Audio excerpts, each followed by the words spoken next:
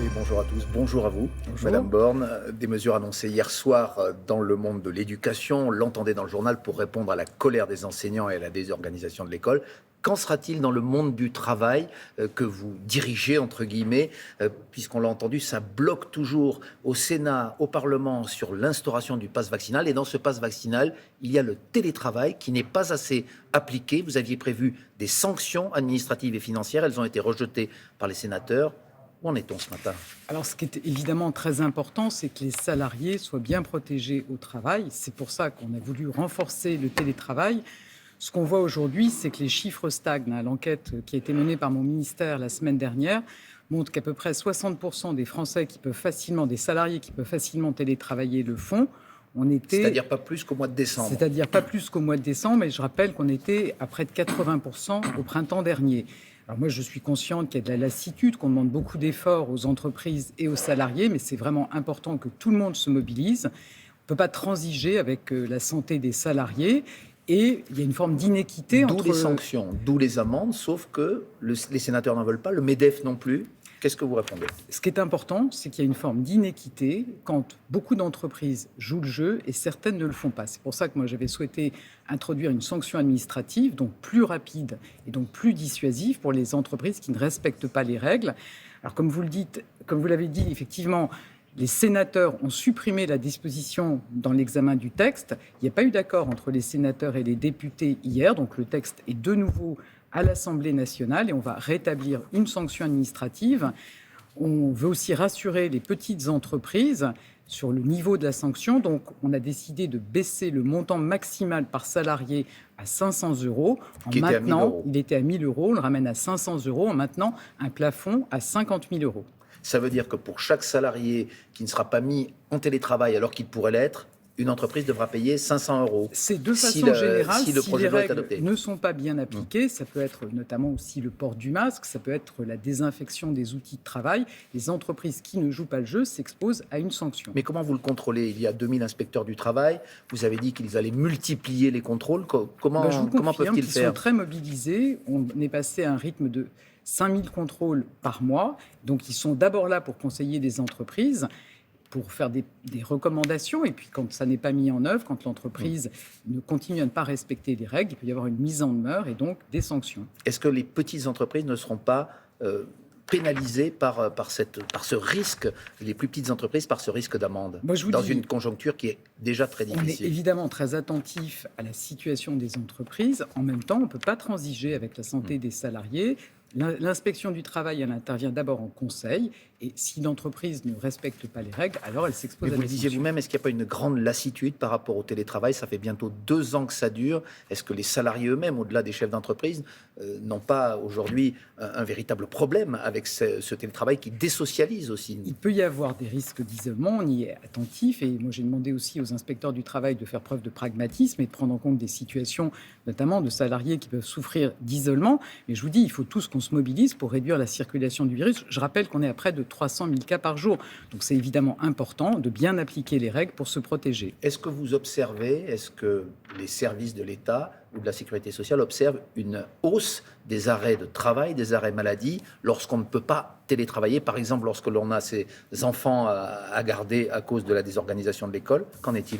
D'abord, on veut maintenir l'école ouverte et c'est effectivement important pour ne pas désorganiser l'économie. On a eu Bien souvent, les enfants ne peuvent pas y aller, on l'a vu ces derniers jours pour diverses raisons. On a eu une hausse des arrêts de travail sur les dernières semaines de l'année 2021 qui se confirme sur le début de l'année 2022. On est évidemment attentif à ce que ça ne remette pas en cause la continuité de l'activité économique et des services publics. Ce qu'on voit, c'est qu'il y a des difficultés localisées, que ça peut être compliqué pour des petites entreprises, mais il n'y a pas un problème général qui pourrait avoir un impact sur l'activité économique dans son ensemble. Mais néanmoins, une hausse des arrêts de travail, c'est ce que on a une hausse des arrêts de travail qui se poursuit début janvier. Qui se poursuit début janvier, mais je vous dis, ça n'a pas un impact sur l'activité économique en général. Ce que je constate, par exemple, c'est que le niveau des offres d'emploi déposées chez Pôle emploi ne fléchit pas. On continue à avoir une activité économique très dynamique.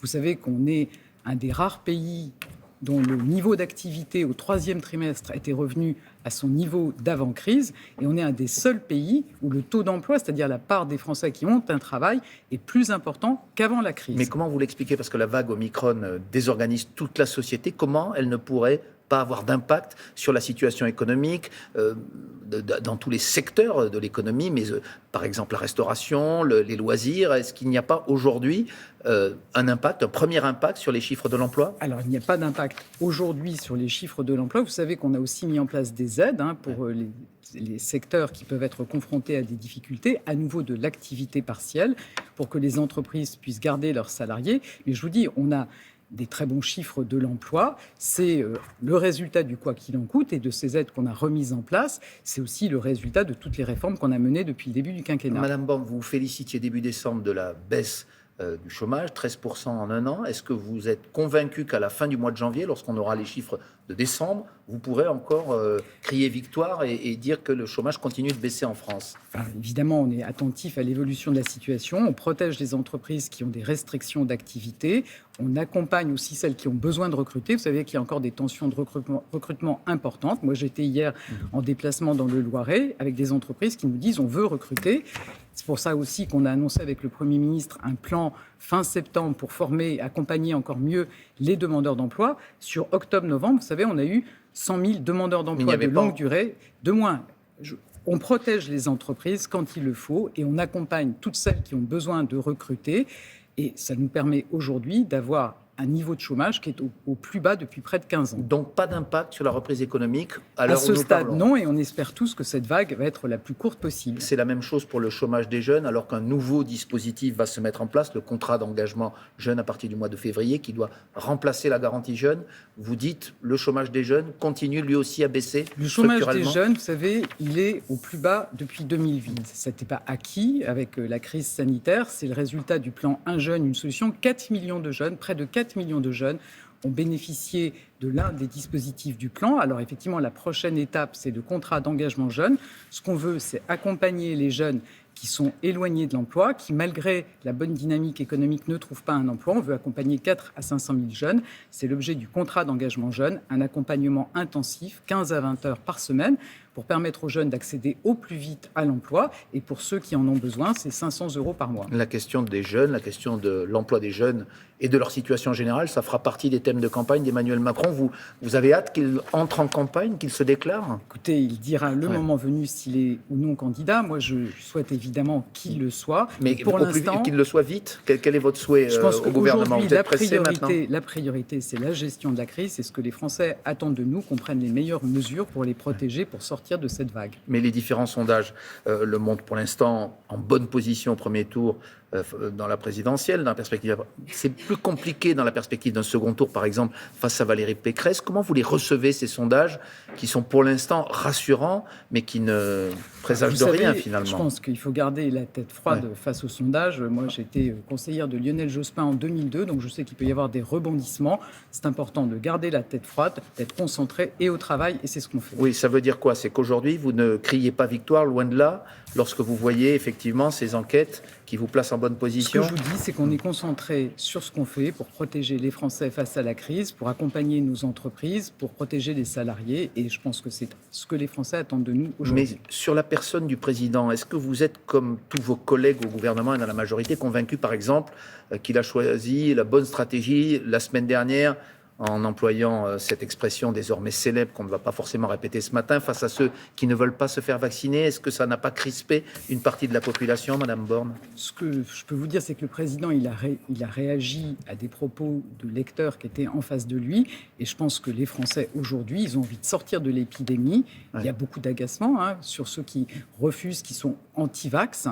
Et donc voilà, c'est ce qu'il a pu exprimer effectivement de façon très claire. Et c'est ce qui Mais il a eu raison de le faire, parce qu'on sent qu'il y a quand même une petite gêne autour de lui parfois sur l'opportunité d'employer lorsqu'on est président de tels mots.